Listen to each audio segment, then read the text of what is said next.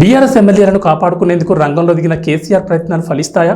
Party మారాలనే ఆలోచనతో ఉన్న ఎమ్మెల్యేలకు భవిష్యత్ మనదేనన్న కేసీఆర్ భరోసా బ్రేకులు వేస్తుందా అంటే ఖచ్చితంగా అవునని చెప్పలేని పరిస్థితి నెలకొంది. ఎమ్మెల్యేలు వరుసగా పార్టీని వీడుతుండటంతో కేసీఆర్ అలర్ట్ అయ్యారు. పార్టీ నుంచి వలసలను నివారించేందుకు ఇక నుంచి ఎమ్మెల్యేలు ఎమ్మెల్సీలకు అందుబాటులో ఉంటానని తెలిపారు. రేవంత్కు పాలనపై పెద్దగా అనుభవం లేదని స్పష్టమవుతుందని, ఖచ్చితంగా భవిష్యత్ బీఆర్ఎస్దేనని అత్యవసరంగా నిర్వహించిన భేటీకి హాజరైన ఎమ్మెల్యేలకు కేసీఆర్ భరోసా కల్పించే ప్రయత్నం చేశారు. అయినా ఈ భరోసా ఎమ్మెల్యేలను కాంగ్రెస్ కూటికి చేరకుండా నిర్వహిస్తుందా అంటే కష్టమే అని తెలుస్తోంది.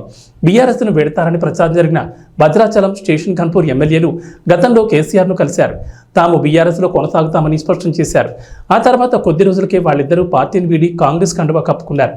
కేసీఆర్ తాజాగా నిర్వహించిన భేటీకి హాజరైన ఎమ్మెల్యేలు సైతం కేసీఆర్ హితబోధతో కన్విన్స్ అయినట్లు కనిపిస్తున్న వారిలో మెజార్టీ ఎమ్మెల్యేలు బీఆర్ఎస్లో కొనసాగడం అనుమానమేనని ఆ పార్టీ వర్గాల్లోనే చర్చ జరుగుతోంది.